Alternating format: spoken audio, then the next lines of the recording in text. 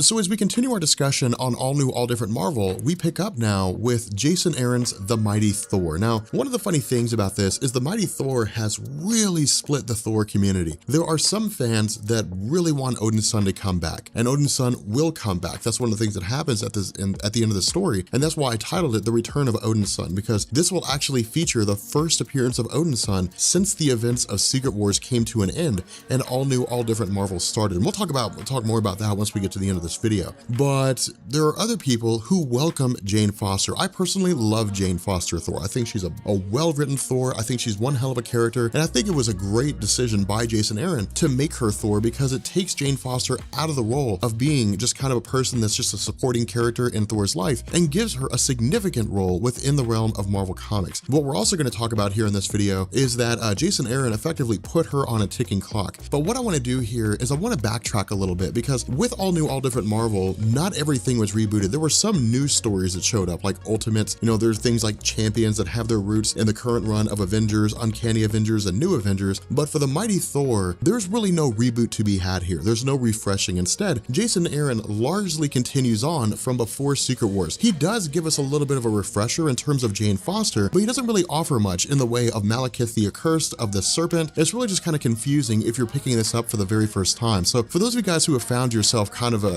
feeling like a lost ball in high weeds when it came to the start of the Mighty Thor, I'm hoping these next few minutes will clear things up for you. So the first thing I want to talk about here is the Serpent, is Cole Borson. Now, he will play a minor role in this. He won't really be like a major focal point, but he still does have a role to play. With regards to the Marvel landscape, specifically the realm of Asgard, Cole Borson was one of the brothers of Odin. Originally in Marvel Comics, it was simply Odin, Vili, and V, and that was it. And what we knew was that Odin had basically secured the Odin Force, created the Odin Force by absorbing the life energies of his brothers and merging them into himself. Now, that's the original continuity. That's the way it had always been. Marvel came along and they wrote a story called Fear Itself, and Fear Itself centered on the introduction of Cole Borson and the idea that Odin actually had a third brother, but that Cole Borson had basically gone crazy with his own power and ruled his own realm using fear. Now, where Odin did defeat Borson, or did defeat Cole, what ended up happening is that Odin couldn't actually kill his brother, and so instead he imprisoned him inside the oceans of Earth and had Thor basically keep an eye and watched Midgard in order to make sure that Cole would never leave. That's one of the reasons why Earth was so closely tied to Asgard. Some of it had to do with the fact that Thor was part of the protector of Earth, but the largest part of it was that Odin wanted to keep an eye on Earth to make sure that Cole could not actually escape, and that if he did,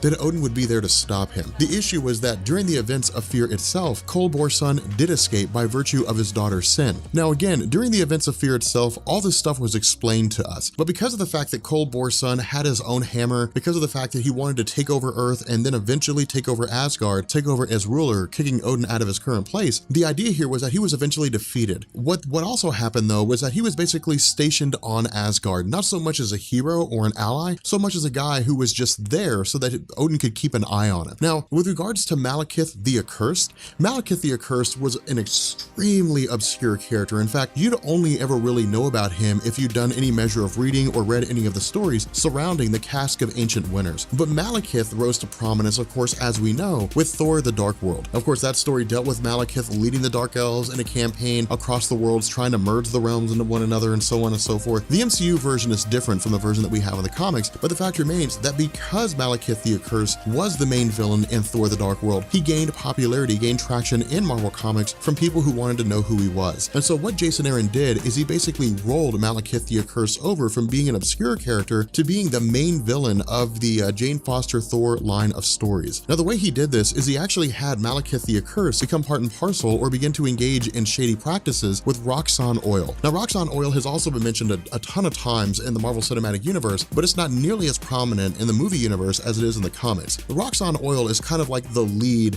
CD corporation. It's the lead bad corporation. If it will give them money, if they can make money off of it, they will do it. It doesn't matter what it is. They'll assassinate people, they will imprison people illegally, they'll kill people. I mean, they'll do all kinds of different things. They'll engage in illegal acts of all sorts so long as it turns a profit and it gets them a foothold with regards to having an edge over the competition. Now, the competition, of course, is Alchemax, different things like that. Even Stark and Parker Industries are considered to be competitors to Roxxon oil. They're not nearly as unsavory as Roxxon, but the idea is that Roxxon will do what it takes in order order to turn a profit. The other half of this coin was that Malekith the Accursed, within this line of comics by Jason Aaron, wanted to take over the 9 realms and eventually set his sights on Asgard and be the undisputed ruler of all existence for the most part. But he couldn't do this on his own. He needed a multitude of forces in order to make this happen. And so what he intended to do was launch a campaign to first secure the loyalty of the Frost Giants. The problem with this was that the existing ruler of the Frost Giants, the existing leader, would not ally himself with Malekith the Accursed. But during the early days of Asgard, when Odin had defeated the Frost Giants and adopted Loki as his son, during the battle, Laufey was killed. But because Laufey was kind of this honored dead of the Frost Giants, because of the fact that if he ever were to come back, all the Frost Giants would swear absolute loyalty to him, including the existing king, who would step aside and allow Laufey to take the place as king. Malekith the Accursed came to realize that if he were to resurrect Laufey, he would likely be able to sway Laufey to his side and in turn get the loyalty of all the Frost Giants. And so what Laufey did, and this actually coincided with the first story arc of Jane Foster Thor, what happened is Malekith traveled to Earth. He found that Roxxon Oil had secured the skull of Laufey and he invaded Roxxon Oil. But Roxxon saw this as an opportunity to expand their own profits. Because of the fact that Malekith wanted to invade the realms, those realms have materials that could not be found on Earth. And so Roxxon rationalized that if they could secure those materials, they could in turn sell them on Earth to anyone who would be willing to buy them and fetch a huge amount of money. And so what Roxxon Oil did is they said they would give Malekith the Accursed the skull of Laufey, but only under the condition that Malekith the Accursed allowed them to basically take the minerals from the realms that he conquers and sell them on Earth. Hence, an alliance was formed between Malekith and Roxxon Oil. Now again, this ties into the introduction of Jane Foster Thor, and the way this worked was during the original Sin story arc, when Thor Odinson lost his ability to use his hammer, when Nick Fury said whatever it was that he said, we didn't know exactly what was going to happen. We didn't know how things were going to work. It was assumed by us as the reader that something would happen somewhere along the line where Thor got the ability to wield his hammer again, but that didn't happen. Instead, Jason Aaron had someone else pick up his hammer, which was later on revealed to be Jane Foster, who was dying of cancer. Now, because of the fact that Odinson did not know that Jane Foster was Thor, when she was diagnosed with cancer, he initially offered her the opportunity to attend Asgard's, magic/medical facilities and purge the cancer from her body. But Jane Foster chose not to. And so instead, Thor basically granted her the opportunity to be part of the Council of Realms, which is to say,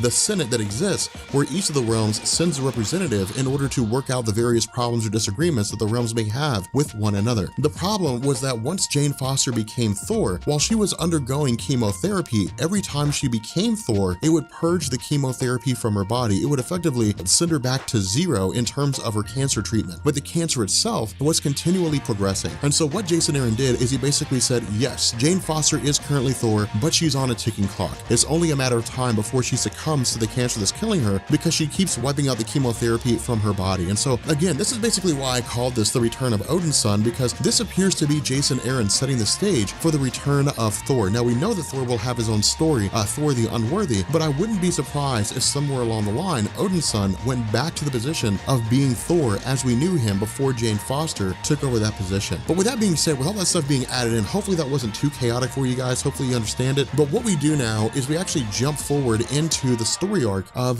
the return of Odinson, of the first story arc from the Mighty Thor as part of All New, All Different Marvel.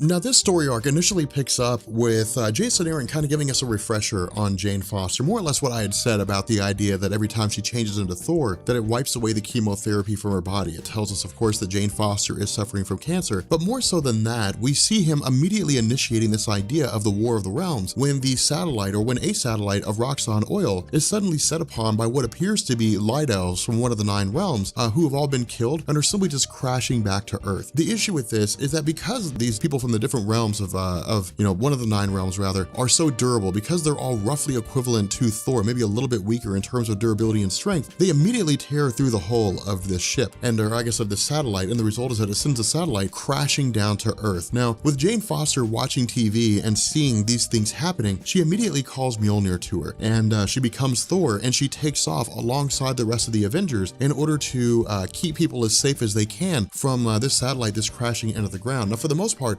they are successful in doing this. But once Jane Foster and Vision and a handful of others travel into space to see what's going on, they realize that there are some of these elves that have written on them, "So begins the War of the Nine Realms." And so what happens is she travels back to the hospital, she secures Volstagg, and the two of them basically head off to Asgard. Now when they get there, this is something that I wanted to touch on real quick, and I actually waited until this part of the story to get into this, simply because I didn't want to bombard you guys with too much too fast in terms of backstory. When she gets to Asgard, there are signs all over the place that say false Thor. And this is one of the reasons why this is so cool, because when Jason Aaron created Jane Foster Thor, I imagine that for the most part, he knew there was going to be backlash from traditional Thor fans. And he created the sort of meta commentary in the story where even people in Asgard considered her to be a false Thor, that she was a thief, she had stolen Mjolnir, it was never rightfully hers. This was also a major plot thread for the events before Secret Wars, in the sense that Odin himself had considered her to be a false Thor, considered her to be an impersonator, and even tried to have her imprisoned. The result was that Freya had actually come to her aid, had taken up arms against Odin, and given Jane Foster the ability to escape from Odin's judgment. The downside to this was that Freya was thrown in prison for her actions while she awaited a trial by Odin himself in order to determine whether or not she was guilty or she was innocent. Now from here, we actually end up jumping to the Council of Realms themselves, and we see the Light Elves conversing with the Dark Elves, and people going back and forth, the dwarves, who of course are well known for having fashioned the Hammer of Thor in the first place. And the idea here is they're saying, well, Light Elves are being killed everywhere, that something needs to be done to do this. But the idea is that Jane Foster counters this by saying that yes, these Light Elves are being killed, but it's not as though someone's killing them for no reason.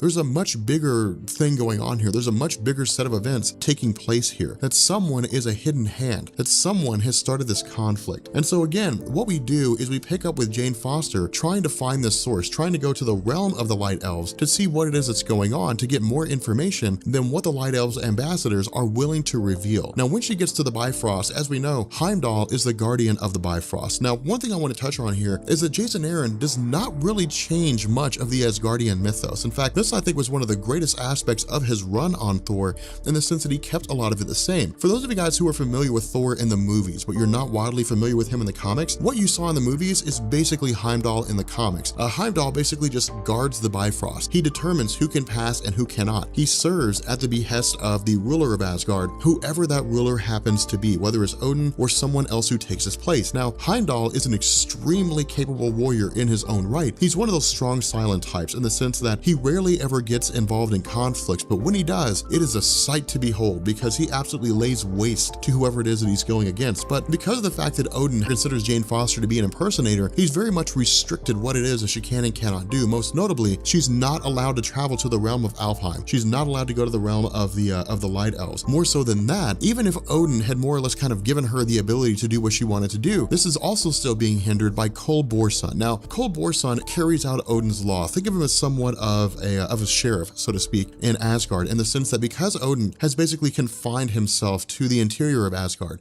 because he never really leaves, he's more like an absentee king, and Borson carries out his orders in his stead. And so on behalf of Odin, Borson has decreed that Jane Foster is not allowed to go into the realm of Alfheim. Now from here, we transition over to Malekith himself in the Yawning Void. And the Yawning Void is kind of this place hidden from all reality. It's one of those locations that Heimdall can't see. And so what happens is Malekith the Accursed is of course talking to Roxxon Oil, talking about how Roxxon Oil will be able to make money off of the various resources from the realms that Malekith conquers. But the other half of this is that someone wants to join the ranks of their Dark Alliance, so to speak. Someone wants to become part of their group. Now the initial idea is this may be someone that we haven't seen yet. Maybe it's Borson himself operating from the shadows. But what we learn is that it's actually Loki who wants to join part of their alliance. And this is a big deal because, again, this sees the first appearance of Loki following the events of Secret Wars. But something else that I also want you guys to take note of here is that over the course of this story, we're actually going to see Jason Aaron give us different versions of Loki. It's going to be a singular battle, but it'll be all the versions of Loki that we've ever seen over the course of his history, which is really, really going to be a cool moment. But the idea here here is that in order for Loki to become part of the Frost Giants, because of the fact that Laufey has since been resurrected, and because Laufey is leading the Frost Giants, in order for Loki to become part of this Dark Alliance, he has to pass a series of tests that are going to be administered by Laufey. Now, this is a really cool discussion here because this is the first time that Loki has ever encountered Laufey in his current form, that is to say, right now, in this moment, as his father.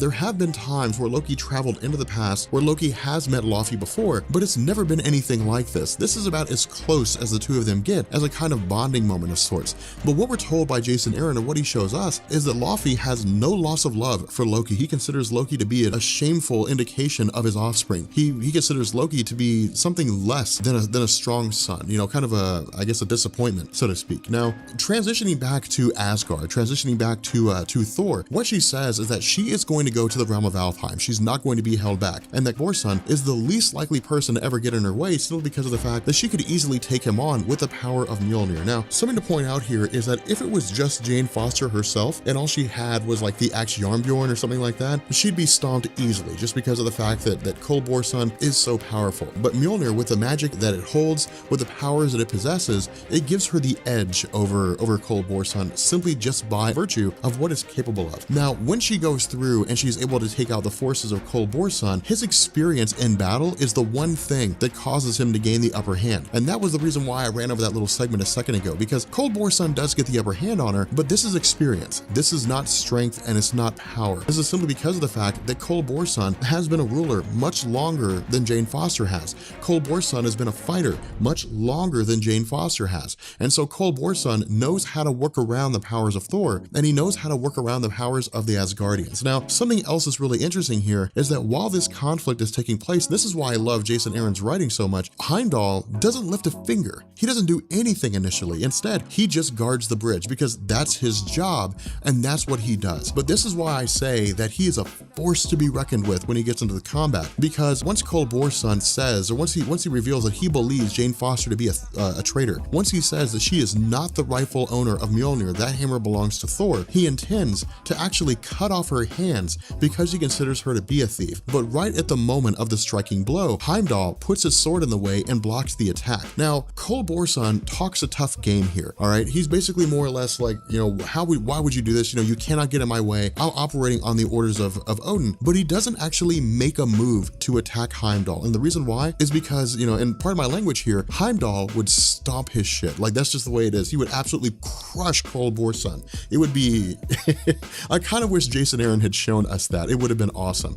But the fact remains here that because Heimdall works indirectly, because he kind of does his own thing, he uses this as an excuse to basically send Jane Foster off to Alfheim, and then he turns around and surrenders himself to Cole Borson. Now, this is really more of an honorable act by Heimdall, to simply allow himself to be turned over, because for him, it's the law above all else. He will happily act against the will of Odin, but he will also turn himself over to the consequences of those acts. Heimdall does not go rogue. Heimdall does not defy and then avoid the consequences. And that's one of the cool things about his character. He's kind of, you know, a representation of the last vestiges of honorable men, so to speak. And so once Jane Foster is sent off to Alfheim, she eventually does what she can to find out everything that's going on. But we also learn that Alfheim is in the middle of a massive invasion by the combined forces of Roxxon Oil and the Dark Elves of Malekith. Now, in addition to this, once Thor arrives, she is able to hold her own against these forces, cast them off as best she can, but then we also learn the plot thickens. And not only is Malekith the Accursed in an alliance with Roxxon Oil, the Frost Giants, and a handful of others, he's also in an alliance with the Enchantress. Now, the Enchantress seems to have her own motivations here. For those of you guys who don't know, the Enchantress is a wildly powerful witch in the realm of Asgard. She's extremely capable, because what we're talking about, when we talk about Asgardians, we're talking about the level of gods. Now, in my research, I don't know exactly where she stands in relation to like Doctor Strange. I know that before Doctor Strange lost his powers, lost his connection to the Vishanti and got them back, but was less powerful than he was before, which is where people get the reference pre-retcon and post-retcon Doctor Strange. I know that pre-retcon Doctor Strange was extremely powerful. He was multiversal powerful. I mean, he could do whatever he wanted to because he had the power to do it. He would probably be able to go toe-to-toe, if not overcome, Enchantress. Doctor Strange right now in Marvel Comics is kind of a tough comparison. It's kind of a tough analysis here. Enchantress can hold her own in a multitude of different ways. She can take on gods, she can challenge gods, but so can Doctor Strange. So again, it's kind of a tough comparison, and in fact, I'll leave that to you guys down in the comment section. Who do you think is more powerful, the Enchantress in Asgard or Doctor Strange? Because I'm actually kind of curious to see what answers you guys come up with. But the motivation behind Enchantress being involved in the alliance of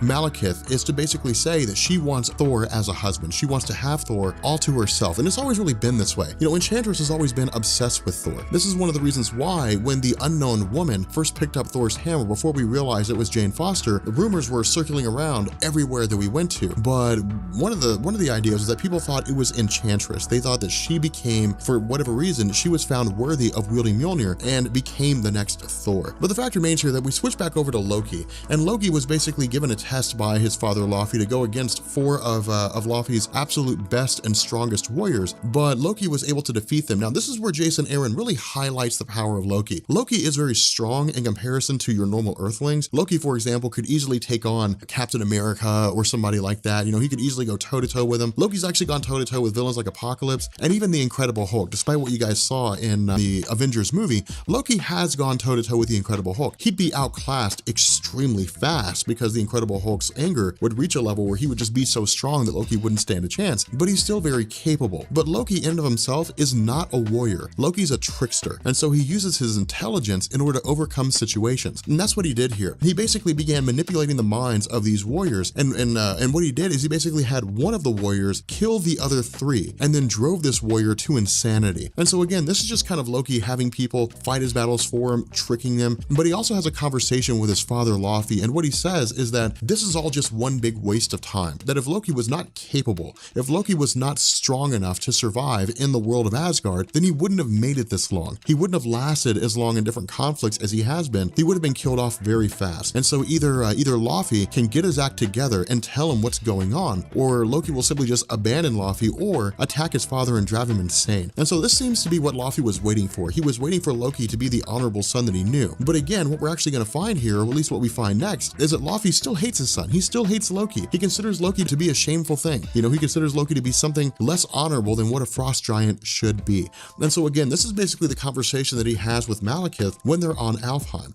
And what Laufey says is his intention is to kill both Loki and the Light Elves, or at least to enslave the Light Elves, and then turn around and rule Earth or rule Asgard alongside Malekith. Again, the motivations of Laufey are a little skeptical here. But the fact remains that once we're back on Alfheim, once we're dealing with Thor, who's trying to secure the Queen of the Light Elves, she's eventually met with the arrival of Loki himself. Now again, Thor, or I guess Jane Foster Thor, has had a couple run-ins with Loki, but never anything real, never anything tangible like what Odin's son has. And so Odin's son's well-versed, and Odin's son would know right off the bat, incapacitate Loki and call it a day, because no one knows what Loki's going to do. He's crazy in the things that he does. But I would love for you guys to remember this, because what we're going to learn, I think probably in the next story arc or so, is there's a lot more to Loki's actions than what's going on here. Loki is, what you see is not necessarily what's happening. I will say that. Like, what you see is not necessarily what's going on. I know it's mysterious. I know it's kind of, ooh, you know, cloak and dagger, but you know, it just goes towards the writing of Jason Aaron. But the fact remains here that Loki basically, I guess what Jason Aaron does is he actually addresses us as the reader, and this is what's really cool. When Jane Foster Thor first popped up, like I said earlier, there were a lot of people who didn't like the idea of a new Thor, who wanted to see the same old Odin son. But what Jason Aaron says by way of Loki having a conversation with Jane Foster Thor is he says, myself and Odin's son have done that dance time and time again. You know, how often can we really see this same situation going around in circles? And this is really just Jason Aaron saying, look, you guys have had Thor for almost 40 years. You know, how much can you guys really see the same stories over and over and over and over again? This is all new, all different Marvel. Things need to be new and they need to be different. Granted, it's not as new or as different as we wanted it to be, but this is Jason Aaron telling us, you're getting something new and you're getting something different. You wanted new and you wanted different. Why are you complaining? And so this is kind of interesting to me because it addresses the reader, it addresses naysayers. But in response to Jason Aaron, I would say it's not really a complaint about something new so much as it is there's history there, there's legacy there. People like Odin's son because they've been with him for so long, but people like Jane Foster because she's new. It's really a mixed bag when it comes to comic book readers. There's no real right and wrong here. People who like Thor like him because he's had great stories. God Butcher was an incredible story. People like Jane Foster because she had great stories and she's coming into her own as a superhero. People are literally following her as she's learning what it means to be Thor. But the fact remains here that, you know, with regards to this situation, I'm actually kind of curious too. Post down, I know this is going to be a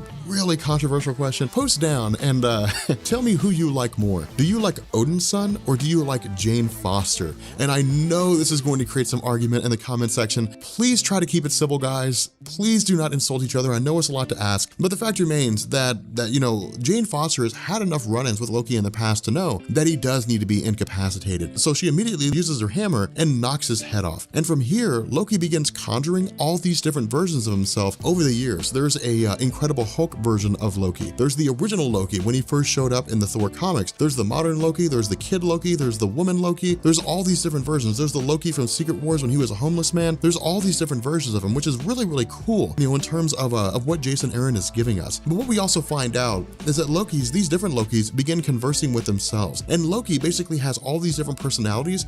Each one is its own self. And so these are almost like they're operating independently of the whole, but they're still part of Loki. I don't know if that makes any sense at all. But in the end, the fact remains that Jane Foster realizes that in order for her to continue with her plan, Loki at the very least has to be defeated, or he has to be held at bay. He has to be kind of pushed away from being a credible threat. And so when she asks the question, why are you here? You know, what's going on with Malekith the Accursed? Why are you allied with him? Why are they invading Alfheim? Loki says, basically, I was a distraction. And the distraction was, I'm waiting for them. And so what happens is when she looks up, she realizes that there are the forces of Loki who are arriving with nuclear bombs under the control of Roxxon Oil. And so the idea seems to be that they are going to start dropping these bombs everywhere and they're going to wipe out the entirety of Roxxon Oil. But instead, what happens is Jane Foster uses her hammer, she uses her power of lightning, and she takes out all these bombs. Now, this is one of the reasons that I like so much about this, is because again, we're following Jane Foster on her journey to learn about what it means to be Thor. And this is one of the big things. One of the things that she has to recognize is that as a superhero, there comes a time when you may have to sacrifice your life to do the right thing. She doesn't actually die here, but it's her accepting the fact that she is the goddess of thunder, that she cannot be limited by what she thinks she can and cannot do. She simply just has to do what needs to be done. And so she is successful in doing this. She is successful in taking out these various forces. The problem is that it pushes her to a weakened state and she loses her connection to the hammer and actually transitions back to her normal human form. Now, what we do here is we actually end up jumping back to the trial of Freya by her husband Odin. And what happens is Odin again touches back on what we had talked about earlier, where Freya had been the person that had made it possible for Thor to escape Odin's judgment. She had made it possible for Thor to get away and, you know, return back to the planet Earth. But what we also learn here is that in the background of these events, the goal of Malekith was to actually wed the Light Elf Queen, thereby taking over her realm and taking over all the resources of the Light Elves. Now, how this ties into the bigger picture will be again covered later on, and what we'll actually learn is he's simply just going to keep her as a prisoner and do the exact same thing across the other realms, basically take over as absolute ruler. And what this does is it basically makes it official. And what I mean by that is in the realm of Asgard, or I guess in the 9 realms, you know, rulership is determined by different ways. If you have like a barbarian clan, like the Frost Giants, the current ruler is whoever it is that can take over as ruler. Whoever the strongest of the Frost Giants is the one that becomes the king. And it's a constant challenge. There will constantly be other Frost Giants who will rise up and try to take their place. And if you cannot defeat them, they will take your place and they'll be viewed as the king. With the Light Elves, it's really more of a monarchy kind of thing. It's really more of a high class, you know, more organized, more structured society. And because of the fact that it deals so much with heritage and royalty, marriage is how you become the ruler of that realm, not really through combat. And so if Malekith the Accursed had killed the queen of the Light Elves, then the other forces would have just fought to the death. But if he marries her, it makes him king. And because of that, they now have to follow his orders by loyalty to the crown. It's really just more following custom and using subservience as a way to take over a realm as opposed to just killing everything that exists. And so again, jumping back to Freya, this is one of the cool things here is because of the fact that Odin had kept himself so confined inside of Asgard, because of the fact that he wanted virtually nothing to do with what was going on, he failed to take notice of a very significant set of events that were taking place in Asgard. And what I mean here is that much like us as the reader base, Jason Aaron took the derisive aspect of Jane Foster becoming Thor and threw it into Asgard. Like some of you prefer Odin's son, where some of you prefer Jane Foster, in the realm of Asgard, there are some who view Jane Foster as being a thief, who view her as a false Thor. But there are others who say the hammer chose her, and so she is the Thor. And what this did is it created a rift. It basically set Asgard on a position of civil war. And so what happened here is basically Odin, while he was inside of his realm, failed to take notice of the fact that forces are moving against him while his own forces are trying to protect him. And it's basically created a state of civil war within Asgard itself. And so what happens here is outside of the castle, I guess outside of the main chamber of Odin, we see that the forces of the Warriors 3 are leading the other, I guess leading other groups of Asgardians against the forces of Borson and his soldiers. And so again, Odin refuses to take note of this. Odin refuses to accept that this is what's happening. In addition to this, while he's in the middle of getting ready to pronounce guilt over Freya, Jane Foster arrives, and Jane Foster and Odin engage in this massive battle between the two of them. Now, this is where I say the return of Odin's son begins to come into play. While Odin is a very formidable threat, and while he could easily get the upper hand on Jane Foster, one of the cool things is that she's not bound by loyalty to Odin. And this is one of the reasons why a conflict between Thor and Odin would be pretty one-sided on Odin's behalf, because Odin's son would have a very hard time attacking his father. He'd have a very hard time killing his father if it came down to it. But Jane Foster does not hold that loyalty. And so what happens here is that with everything that's taking place and everything that's going on, we also learn that there is a whole lot more with Loki. We learn that Loki becoming part of the council with regards to the, and I'm actually kind of jumping ahead a bit here, so I apologize, but we learn that Loki becoming part of the Dark Council alongside Malekith was done at the orders of Freya in order to spy on Malekith and find out what he was doing. But what happens is that in the midst of all this, Loki actually turns around and stabs Freya, essentially kills her. And this is a major focal point. Now, with regards to the return of Odin's son, this is initially a split-second thing. And so if you weren't looking for it, you wouldn't expect it. But in the middle of the conflict between Thor and between Odin, Odin suddenly stops and turns around and says, "What did I just sense?" And so for me, when I first saw this, I was like, oh my God, Odin's son is coming back.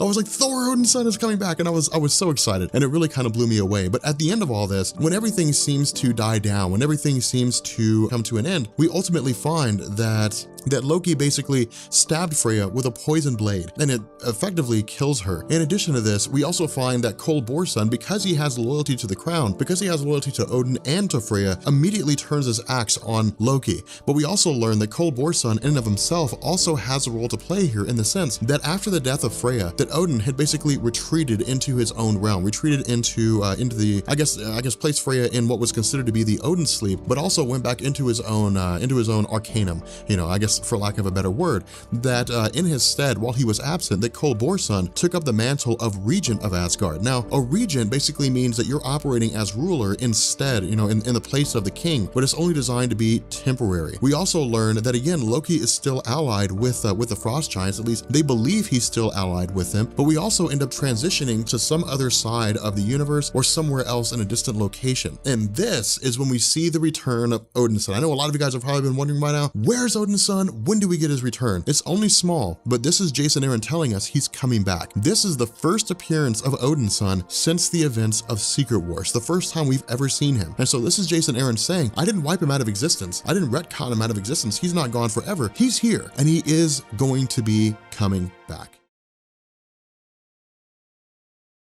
Members of the Rob Corps, I goofed. I screwed up. A lot of you guys who are kind of new here and who are going through a lot of the videos that I had for All New, All Different Marvel are probably asking yourself, Rob, didn't you already do like the Lords of Midgard? The video was titled Lords of Midgard. I actually screwed up. That was Thunder in Her Veins. I don't know why I titled it Volume 2 Lords of Midgard. It may have been that I was going through and I was trying to figure out what I was going to do next and ended up jumping into that one. But yeah, I screwed up. I made a mistake. But in any event, this is actually the Lords of Midgard. Now, this is really just kind of one of these stories that expands a little bit on Jane Foster, but it doesn't go into like the whole mythology of like the 10 realms, or I guess, yeah, really the 10 realms now, if we count heaven. It doesn't go into like the whole mythology of the 10 realms. It kind of takes it aside for a second, and it actually focuses on a guy named Dario Agger. Now, this is what Jason Aaron does. When Jason Aaron goes through and writes stories, whenever he crafts stories, which he did it a lot when he wrote The Incredible Hulk, and it was really, really good the way it was done. But one of the things he does is he sits down and he says, okay, let's have this story here. We have this character off doing this thing, and then in the middle of that, we're gonna focus on something else over here. It seems like it's out in the middle of nowhere. It seems like it just comes from nowhere, but there's a basis behind it all. This story does that, as well as the Untold Origin of Mjolnir, which we did cover, that does that. It's really just kind of expanding the mythology, and a lot of writers do that. Jeff Johns did it with Green Lantern, Hickman did it with Fantastic Four and Avengers. A lot of it's just kind of expanding on existing mythos, because as the story opens up, it really focuses a lot on Jane Foster just kind of reminding us of where she's he's at. Now, this also coincides with the idea of Loki running for president, which again, we covered that, vote Loki thing during the presidential election. It was a fun little one-off, with Loki. It wasn't a great big huge thing, but this idea of bolstering the Thor landscape initially comes to us by way of something called the Universal Bank. Now, the Universal Bank has never been seen before, never been mentioned before, but it's really just one of these instances where a Marvel writer comes along and says, hey, there's a lot of these little things that go on in the background when it comes to villains and stuff, and this is just one of those things. I mean, when Bendis came out and he basically created the Illuminati, it was this idea that the Illuminati served the purpose of operating in the background without anybody really knowing they were there. This Universal Bank is similar to like the Hellfire Club. It's similar to the Secret Avengers for the time that they were there. It's really just one of these things where it operates behind the scenes, and it's composed of people like Ezekiel Stane, the son of Obadiah Stane, I think it is, like Shinjin Harada, the guy who runs the Yoshida Corporation. He's basically Silver Samurai. It's Kingpin, it's Sebastian Shaw of the Hellfire Club. It's these extremely wealthy individuals. Now, they're all here talking to Dario Agger, but the reason why this meeting was convened was actually for the purpose of allowing somebody else to basically get in here and to capture Dario Agger. Now, the person who comes in here and basically assaults him is a woman by the name of Miss Midas. Now, Oubliette Midas is a weird character. I mean, she's the daughter of Midas himself, and Midas was literally a guy that had his namesake, where he had the Midas touch. Everything he touched physically turned to gold, and it didn't matter what it is. Whatever he touched would turn to gold. I think that maybe Thor's hammer was an exception, but honestly, he was such an obscure character, you'd be hard-pressed to find an instance, Midas fighting Thor. I mean, he was super obscure. It was really crazy. Really, Original Sin was like the biggest role he had in Marvel Comics, right? But at the time, or at least as far as the story goes anyway, the capture of Dario Agger is for the purpose of the fact that, remember, he's operating with Malekith. For those of you guys who are just joining us in the realm of Jason Aaron's Thor, the way that he had basically played this out, a lot of this went into the events before Secret Wars, and it just kind of kept on going, like most of the Marvel stories did. But it was basically this scenario where there's a company called Roxxon Oil, and Roxxon is a super seedy corporation. I mean, they have their hands in everything: corruption, gambling, crime, all different kinds of stuff. But as long as it makes them money, they don't really care what it is. They've got lawyers on top of lawyers on top of lawyers that will get them out of any legal problem. And if lawyers cannot get them out of problems, then they'll go through illegal channels to make that happen. But again, they're just a very seedy corporation. But Dario Agger is the guy who's running the show here. What happened was, in the realm of Asgard, with all the other realms and everything in terms of their mythology, one of the Dark Elves named Malekith, a longtime villain in the Thor mythos, had basically begun the process of going through and conquering all the realms. And the idea here was to essentially, and we'll get a little more into this here in a second, but the idea was to basically go to Roxxon Oil and to use Roxxon Oil's resources. In response, Roxxon said, we'll provide you with whatever you need: tanks, guns, armor, the whole 9 yards to conquer these different realms. We'll give you what you need, but what we want is to be able to mine all the rare minerals from these realms so we can sell them at a premium on Earth, because nobody would be able to gain access to them otherwise. And you got to keep in mind, in the realm of the dwarves, that's where Uru metal is. That's the material that forged Thor's hammer. And so if Roxxon Oil shows up on Earth and says, hey guys, here's this material that rivals adamantium in strength, they would make boatloads of money off it, because you'd have tanks, you'd have guns, you'd have knives, all of which are just as durable as adamantium, but also possess the ability to basically harness magic. It'd be like everybody's running around with their own version of Thor's hammer. It'd be crazy in terms of what it would be capable of. But that was the deal that Roxxon Oil struck. Now, what we also had was Loki going on, but we'll get to him here in a second. With regards to Jane Foster's character, again, one of the things that Jason Aaron focuses on in a lot of ways is kind of this ongoing subplot that everybody's trying to figure out who the new Thor is. And in this instance, we basically have S.H.I.E.L.D. that takes Jane Foster prisoner and just kind of, really interrogates her for a little while. Now, of course, they're asking questions. Who's Thor? What do you know about Thor? What can you tell us? Are you Thor? And of course, Jane Foster's like, this is ridiculous. There's no way that I'm Thor. I'm literally a woman who's dying of cancer. Now, in terms of Jane Foster's character, because a lot of people have asked me about this, how is it that she's Thor and she's dying of cancer? What happens is that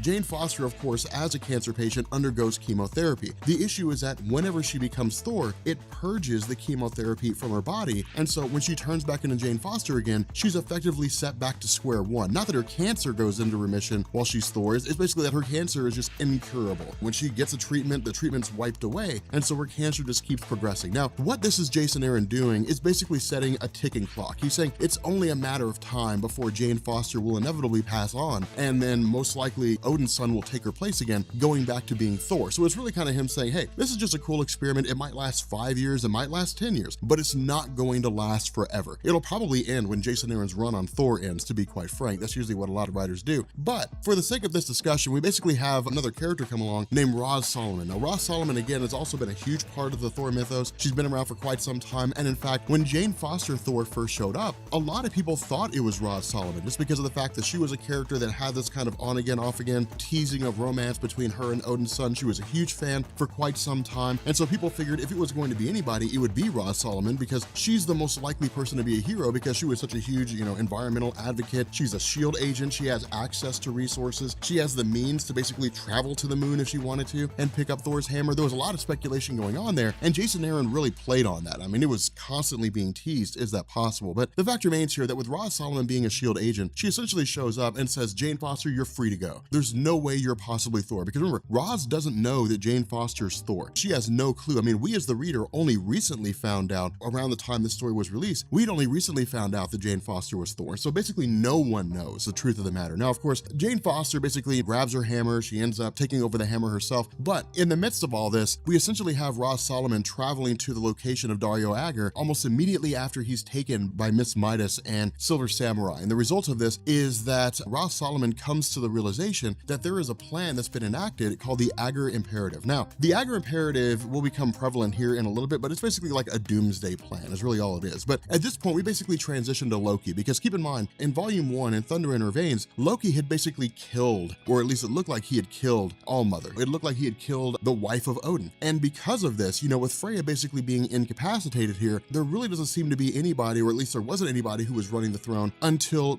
Borson had basically taken over it. Now, again, Borson was this guy who was basically the serpent. He was the unknown brother of Odin that no one knew about, and the story Fear itself actually introduced him. But over the course of Marvel's publication history, he'd more or less just become kind of like a general, a leader among the ranks of Odin's forces on Asgard. But, with Odin essentially running the show and then eventually being cast out and replaced by Freya, what Loki says is that because Freya was on the throne, she was a caring leader. She was basically a person that looked out and said, as Asgard, we are, despite it being self-appointed, the protector of all the realms. We have to protect all of them. We have to make sure that evil does not run amok in the realms, even if for no other reason than to make sure that some force doesn't rise up that can basically kill all of us. And so because of that, what Malekith was basically looking for was to have Borson appointed as leader, or to have Odin go back as leader. And the reason why was because their only concern would be Asgard. And so by the time Malekith had gone on his campaign, began taking over all the 9 realms, by the time that Borson or Odin had looked around and said, hey, we need to do something, it would have been too late. The forces of Malekith, with the help of Roxxon, would have been bolstered to the degree that there would have been nothing that the Asgardians could have done. And so Loki says, hey, look, I had to make sure that Malekith and his guys trusted me. I had to make sure that if I told them I'm part of your Dark Council, they'll legitimately believe it, and killing you was the only way that it could be done. Now, of course, we basically have Odin pushing his own energies into Freya in order to keep her alive and try to bring her back. But the idea here is that this is really Jason Aaron saying, hey, when it came to the idea of Loki killing Freya, when we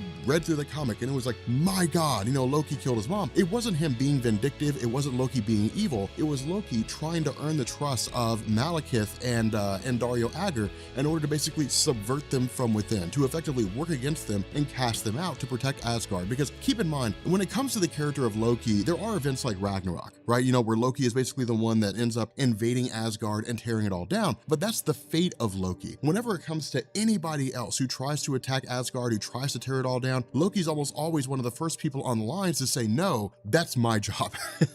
That's my purpose, to take out Asgard. If anybody's going to bring this kingdom crashing down, it's going to be me. Now, again, because of the fact of this Agger Imperative, this is essentially a scenario where we basically have Agger, who effectively took Roxxon Island, this giant island that kind of floats up in the sky, and essentially set it so that if he dies, the island will come crashing down into New York. It'll literally just kind of rise up into the sky and then come crashing back down again. And that's really the whole basis here. Now, that's the whole protocol that's basically being enacted by Miss Midas and by a Silver Samurai. Now, for a little bit here, we really just kind of get some fighting going on. I mean, we get some threatening from Miss Midas towards Dario Agger. We have Silver Samurai going against Jane Foster Thor. There's not a whole lot going on here, but there are a few things to take note of. Most notably, the reason why Miss Midas did this was for the basis of the fact that she was just kind of angry at the fact that Agger was working with Malekith. He was going to take the resources of the 10 realms and then use it for himself. And what this means is that because of the money that he would have possessed, assuming that all this worked and he actually was able to sell off these resources, he would have literally been able to come along and just shut out everybody else. I mean, Kingpin would have gone broke. Fisk Industries would have gone down. Yoshida Industries would have gone down. Midas Industries, they all would have basically been purchased, become subsidiaries of Roxxon, Roxxon, or they would have just been pushed out to the point where they couldn't make any money and they would all go broke. And so it's literally just corporate espionage is really all this is. That's really what it comes down to. But the fact remains that in the midst of all this, with Roxxon Island effectively floating above the sky, the question they have to ask Jane Foster, she has to ask herself, do I really help the leader of my greatest enemy? If Roxxon Oil is essentially working alongside Malekith to conquer the 10 realms, to literally try to conquer Asgard, is Jane Foster really going to put herself in a position where she's going to have to now help the leader of Roxxon Oil in order to spare millions of people who would be killed if he were to die and Roxxon Island were to come crashing down into New York? And the answer to that question is yes. It's really one of these things where she has to make a small sacrifice now for the greater good later on. Now, that's why Jason Aaron's stories are really cool. I mean, granted, this is really just kind of like a filler volume. So, I mean, it's not like there's greatness going on here. It's not like people are going to look at Lords of Midgard and say, this is one of the greatest stories ever told. It's filler content, but it goes towards bolstering the character and building the character of Jane Foster. When it comes to the idea of Jane versus Odin's son, I mean, outside the realm of the comic book stories itself, Jane Foster Thor is outselling Odin's son Thor by leaps and bounds. It's almost night and day, and it's crazy how popular she is right now. But in terms of the stories themselves, Odin's son was a pretty two-dimensional character. I mean, there wasn't a whole lot to him. He would show up, he'd beat people up with his hammer, and then he would leave. That was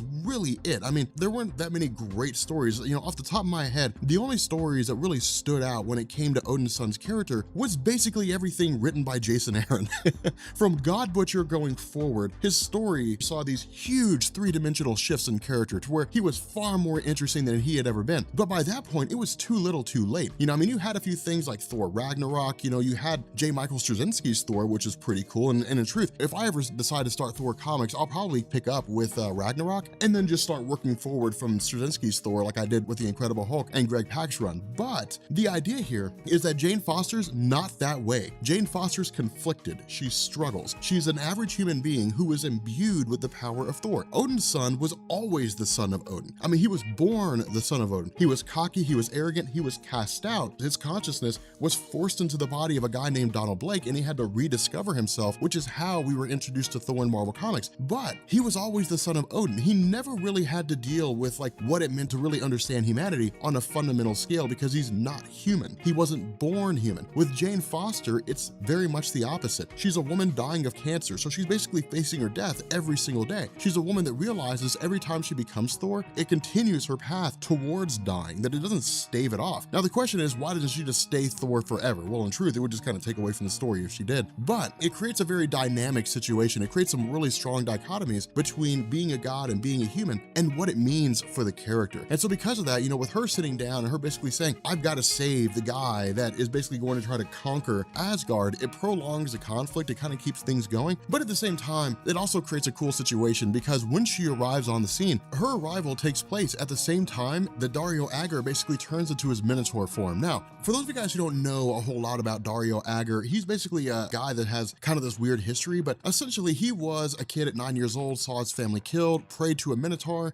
statue in a cave, really. And the result was that he was imbued with the ability to become a Minotaur at will. Now, of course, he got his revenge on pirates and so on and so forth, but it created this situation where he was more or less this physical equivalent to Thor in a lot of ways where they would fight. But it was also this situation where he kind of had his Hulk-esque persona. It was kind of like a Hulk transformation for the character of Dario Agger. But it was basically a way to take this CEO guy who could be more than just some face of a very seedy company and actually make him a dangerous individual. So metaphorically, it's kind of like an outward manifestation of the danger that Roxxon represents. But, you know, when Jane Foster shows up, of course, it's kind of the battle between the two of them. But we also have Miss Midas effectively loading a bullet with her father's blood. Now, again, Oubliette does not have the irradiated blood that her father did, so she cannot physically touch things and turn them to gold. But because of the fact that her father died, because she preserved a fragment of his blood, when the original sin event happened and she basically took over her father's role, we didn't know what the future held for her character. And in fact, really a lot of us just didn't really care. But, and I don't mean to sound cynical here, it's just that nobody really sat down and said, man, I really can't wait to see what happens with the Midas Corporation. It was just one of those things that nobody ever thought about, which actually, you know, kudos to Jason Aaron for using her in such an interesting way. But because of the fact that her father's blood was irradiated, she was basically able to fire a bullet off, and she essentially went to go shoot Dario Agger with the idea that if he dies, it'll bring everything crashing down. Now, the larger goal that she has, I mean, when it comes to Miss Midas, the bigger goal she has is, yeah, a few million people are going to die. She doesn't care about that. What she does care about is the fact that Roxxon Oil is a publicly traded company, which means that if Roxxon Island comes crashing down into New York, investors, people who have money in the company are gonna pull out and its shares are gonna be virtually worthless and the company's gonna go under. So it's really just a way to kill Dario Agger, which would result in the destruction of Roxxon's own company. It would just bring it all crashing down. Now, here's the irony of all this, is that despite the fact that they are mortal enemies, Jane Foster and Miss Midas are basically working for the same goal. They're just going about it two different ways. They both want to bring Roxxon oil down. And if this was any other situation, if it was any other scenario, if, you know, Roxxon Island was just sitting out in the Pacific somewhere, Jane Foster probably would have let Dario Agger die. She probably would have been like, well, your time's up, man. Sorry about your luck. But because of the fact that it would jeopardize millions of innocent lives, where Miss Midas is like, hey, let's just go ahead and kill him, Jane Foster steps up and catches the bullet. Now, the response here is that because of the fact that the bullet, again, has the blood of Dr. Midas and it'll turn anything it touches into gold, it starts doing that with Jane Foster to a degree. Now, this is where things get crazy because didn't we suddenly have Jane Foster showing up to help Thor? And this is where Jason Aaron again started saying, hey guys, like, are we sure that Jane Foster's Thor? Yeah, I know you think she's Thor, but do we know for a fact that she's actually Thor? Again, we know right now Jane Foster is Thor. And in fact, that gets revealed at the end of all this. But with the actual Jane Foster showing up, Jane Foster Thor looks at her and says, who the hell are you? Like, how are you here? Because, you know, you're me, I'm Jane Foster. How do we square this circle? Now, really, before any questions are asked, and even then, you know, these SHIELD agents that are here that are still trying to figure out what the connection is between Jane Foster and Thor, they're just kind of like, well, if they're both here in the same place and it's clear that Jane Foster isn't Thor, Dr. Jane Foster, being a doctor for so long, basically, you know, plucks the bullet out of Thor and is like, you are cool, you are healed. The problem with this is that Roxxon Island crashes into a SHIELD helicarrier and it just sends everything sort of awry. Now, under normal circumstances, this wouldn't be a huge deal, but it becomes a huge deal. And the reason why is because in the midst of everything, you know, shaking, rattling, kind of panicking and going awry, we suddenly have Jane Foster accidentally dropping the bullet that landed in Thor's hand. And so what this does is it turns the entirety of Roxxon Island into gold, and it literally just brings it crashing down. Now, the reason for this is just simple gravity and weight. That's really all it is. I mean, the idea that the island is now made of gold means the gravitational pull of the planet is far more intense than it normally would have been. Gold is a lot heavier than rocks and soil and so on and so forth. And so because of that, it just comes crashing down. Now, of course, Jane Foster is able to keep this from happening. Jane Foster at least seems to be what amounts to destroy the island, when she basically takes it and throws it into the sun, which is really kind of cool here. But as a follow-up to this, as the reader, questions were lingering. I mean, you have Dario Agger, who's basically taken, or at least it seems like he's going to be taken by S.H.I.E.L.D., but in the end, the lawyers more or less get him out. But the question that people had, that we as the reader had, is if we have Jane Foster here and we have Thor here, then who the hell is Thor? And this is when we basically learned that this physical manifestation of Jane Foster was created by the hammer. It was established by the hammer. The hammer basically created this physical construct of Jane Foster, and that's what let everybody know what's going on. Now, what also happened here is that Thor basically sits down with Ross Solomon and says, no, that was a manifestation of the hammer. I am Jane Foster. And this is when Thor reveals her true identity to Ross Solomon. And this was really kind of like, wow, this was crazy. Now, from here, this is basically Jason Aaron moving into the process of revealing that the hammer was alive, because again, people didn't really know what was going on. And even Ross Solomon asked the question, if the hammer of its own volition made a construct of Jane Foster in order to throw S.H.I.E.L.D. off your scent, as well as allow you to be treated without anybody asking questions, then does that mean the hammer is alive? And that's when the hammer grabs Jane Foster and they whisk off. And that's when we get into my video on the untold origin of Mjolnir. So for those of you guys who are wondering how these two dots get connected, those of you guys who are wondering how we got from point A to point B with regards to what, at least at the time, was believed to be Lords of Midgard, and then the story of the untold origin of Thor's hammer, that's how we got here. But again, that was my mistake. You know, I screwed up with regards to the titling. What I think I'm going to do as well is maybe start a Thor playlist. The only problem with doing that right now is it'd be kind of jumping the gun, just because of the fact that at the moment I probably won't really be covering a lot of Thor stuff until we get around to like the release of Ragnarok, and that doesn't come out until November. So, you know, there'll be a huge Thor dump at around that time. But until then, I think I might just go ahead and toss this into the all new, all different Marvel playlist. That's down in the description if you guys are interested in seeing it. But yeah, I mean, again, this is really just kind of Jason Aaron filling things. It's really him just saying, hey guys, we got to get from point A to point B. So here's the bridge that we use. Here's how we get from those two spots. And again, from that point going forward, really from the untold origin of Mjolnir going forward, that's where things get cool. Plus we also have Unworthy Thor, which is amazing, but enough rambling for me.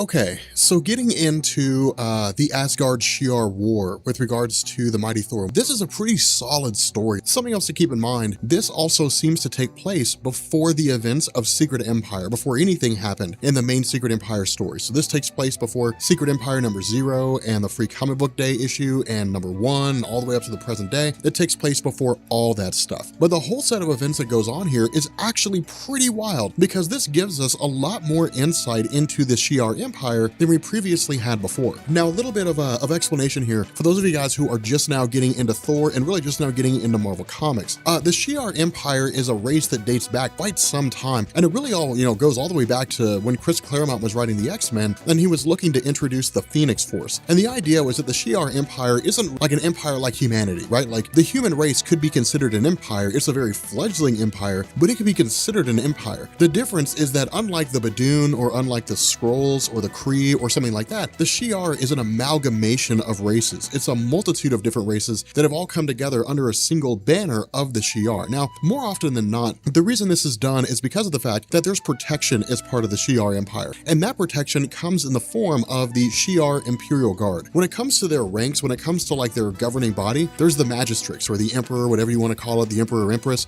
the ones that are basically running the show. At this point in time in Marvel Comics, it's actually Gladiator, and we'll get into him here in a second because he's a pretty powerful character. The other half of this is that you have the Imperial Guard, which is basically the toughest members of the Shi'ar race or the Shi'ar Empire that all gather together as their singular leader. Now, you've got like an inner group of the Imperial Guard, which is like the very top people, but the Imperial Guard's pretty large in size in terms of how it functions and what it does, because it's basically like their core military. It's basically like the best of their military might. I mean, they have like an armada, they've got ships, all kinds of cool stuff, but the Imperial Guard is what you call in when things really hit the fan. And so whenever you read a story from Marvel Comics where it's like, oh, they're sending in the Imperial Guard, that means things are really gonna pop off. Now, in the case of Gladiator, because he's actually running the show here, it's really curious as to why it is he shows up on the steps of Asgardia. Now, the reason why this is kind of cool is because it actually gives us a couple characters fighting that we never really see engage in conflict. The first one is Heimdall, and the second one, of course, is Gladiator himself. Now, Heimdall functions very much in Marvel Comics the same way he does in the Marvel Cinematic Universe. The difference here is basically how they look, but in terms of his form and function, he just sees virtually everything. But the funny thing about this is that there's this question that's kind of asked by Jason Aaron of, if he's an Asgardian, that means that he has to breathe, that means that he has to eat, it means that he has vulnerabilities just like virtually anybody else, albeit enhanced durability and enhanced skills. And so where he's the one that sees pretty much everything happening, if he functions like a normal being, then what happens if he blinks? And that's the coolest thing, is because in that instant, in that fraction of a second when he blinks, if someone's fast enough, they can dart from one side of the universe to the other. And that's exactly what happens here. In that fraction of a moment, when Heimdall blinks,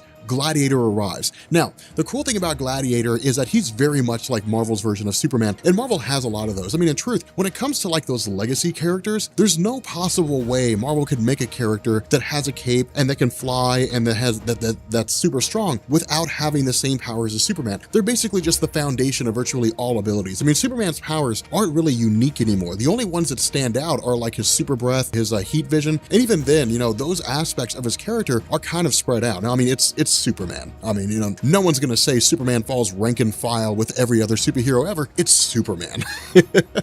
It's the superhero. So the cool thing here is that Gladiator, when it comes to his abilities, he's extremely powerful. I mean, he's extremely strong, he's extremely durable, he has, laser vision and all kinds of cool stuff, but his powers are intertwined directly with his confidence. So if he engages in a conflict and he starts losing and his confidence starts to wane, his powers will go with it. And so it was really kind of a cool scenario, but outside of that one caveat, he is a force to be reckoned with. When it comes down to it, if Gladiator jumps into the conflict, then that means whoever it is that he's facing against, barring it being like Thanos or like Galactus or somebody like that, they're probably going to be done. But the whole idea of him arriving here is for the purpose of actually taking Jane Foster herself. Now, of course, what ends up happening is that where Heimdall is the eyes and ears, he's also the first line of protection with Asgard. And so with Gladiator overpowering Heimdall, this says something, because remember, if Heimdall's supposed to be the first line of protection, him, then that means that he's the one that comes before Odin and he comes before Thor. He's really one of the most powerful beings in Asgard. But in the middle of all this, because of the fact that the Imperial Guard is just kind of tearing everything apart trying to find Thor, ultimately Jane Foster reveals herself. And in that moment, she's essentially taken by Gladiator and brought before those individuals who sent Gladiator to Asgard in the first place, which are revealed to be none other than Shi'ar and Kithri. Now, here's the cool thing about this. This is why I say we get a lot more expansion on the Shi'ar race than we ever really did before. Shi'ar and Kithri is very akin to Thor and Odin, just because of the fact that in that part of the world, there are people that worship Thor and Odin. They follow that belief system that there's Odin and there's his son Thor and there's Loki, the god of mischief, and so on and so forth. With this, the Shi'ar look at Shi'ar and Kithri much the same way. The difference here is that much like Thor and Odin, Shi'ar and Kithri are very much real, and they're basically the gods of the Shi'ar race. And that's the cool thing here, because remember, one of the things that was established in Jason Aaron's Thor God of Thunder storyline was the idea of gods, the idea that there is this great big huge pantheon. Every planet has its own gods. Every universe has gods. In truth, the question that really comes out of that is which came first, the chicken or the egg? Is it the gods who arrived on the planet and they were viewed as gods by people who worship them? Or were the gods given life by virtue of the worship that people gave them? And so that's the whole basis behind this particular scenario. But in this instance, it's really more of the idea that Shi'ar and Kithri are basically engaging in this challenge of the gods to basically show which god is the greater. Is it Thor or is it Shi'ar and Kithri? Now, the reason behind this, we don't really know, and actually we won't find out here for a little bit. But transitioning back to Asgard, what we do here is we actually pick up with Sif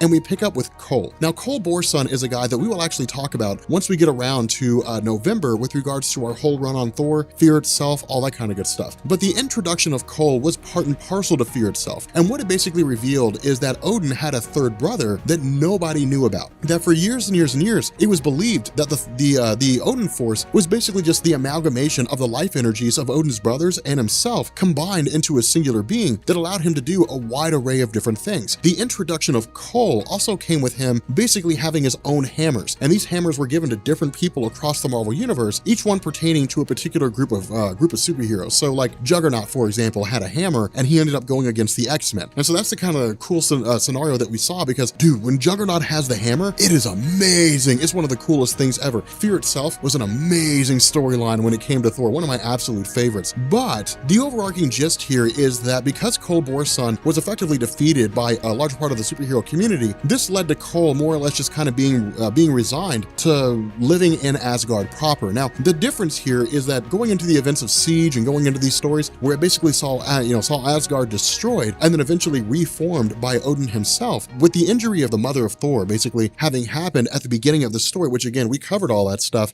it ultimately led to Odin basically vacating his position as king of Asgard, more or less, and then Cole Borson taking up his place as regent. And what this means is that Cole Borson has all the authority of Odin, meaning when he speaks on behalf of Odin. Now, the reason why this is important is because of the fact that Odin did not remove himself as king and make Cole king in his place, because now that would mean that Cole has the power of a king. He can reject Odin's claim to the throne if Odin ever decided to come back. That's not the case. Instead, what it means is that Odin can return at any time and Cole has to give up his seat. Now, if he refused, I mean, it wouldn't matter. Odin would just crush him and then he would just take his seat back. But the fact remains, when it comes to like proper policy, when it comes to politics, that's basically what it is that's going on here. The other half of this is that Cole Borson hates Thor. Cole is a reflection of a lot of the fans out there who do not like Jane Foster. And that's one of the cool things about Jason Aaron's run on Thor, is because he recognizes there are people out there who just don't like Jane Foster. To them, Odin's son is the only Thor. And they're not wrong. It's their personal opinion, and there's nothing wrong with them for having that opinion. But Jason Aaron recognizes that. Now, Jane Foster's Thor, and we get those stories, and we will get those stories until Odin's son gets his hammer back. We know that's going to happen, but the cool thing is we get these really interesting stories in the interim. But the funny thing about Sif in this particular situation is that she actually goads Cole Borson. What she does is she says, look, we know you don't like this new Thor. We know you don't like her. You don't think she's worthy of the hammer. You believe that only the Odin family line should be the ones to be able to wield it. And so the question I have is this: if Asgard has been left in ruins by the Shi'ar, who are you going to allow to carry the glory of defeating the Shi'ar Shi'ar Empire in return for their actions. Are you going to let Thor get that glory, or are you going to be the one to do it? And so at that point, it's just a matter of honor. At that point, it's just a matter of, I will not let Thor take the glory of this battlefield today. I will be the one to win, to keep the honor of the Odin family. And so that's the cool thing here, is it's basically just kind of preying on the honor that he has, basically saying, look, I know that for you, it's family first. So are you going to stick up for your family, or are you going to let somebody walk in and capture this glory here? Now, the other half of this is the actual challenge of the gods. And it's actually kind of interesting the way this works, because what Jason Aaron seems to be toying on here is the idea that Shara and Kithri, they're not the embodiment of prayers of the Shi'ar. It's really just a matter of who is it that the various members of the Shi'ar race will pray to in their time of dire need. And so the goal is to basically gain points through prayers. And it's and it's kind of a funny scenario, because the way they do this is instituting like mass casualties, doing things like creating tidal waves and these natural disasters and all these huge conflicts. And it's interesting because what they're really doing here is they're saying it's not a matter of whether or not Jane Foster saves the day. It's a matter of when they're fleeing for their lives, who are they praying to save them, or who are they praying to save them? Are they praying to us, Shara and Kithri, or are they praying to Thor? And so again, it's kind of a cool scenario, because it's one of these situations where the more Thor acts, the more people become aware of who she is. And so it's really kind of a cool scenario, because she goes through and she begins earning the adoration of all these members of the Shi'ar race who stop,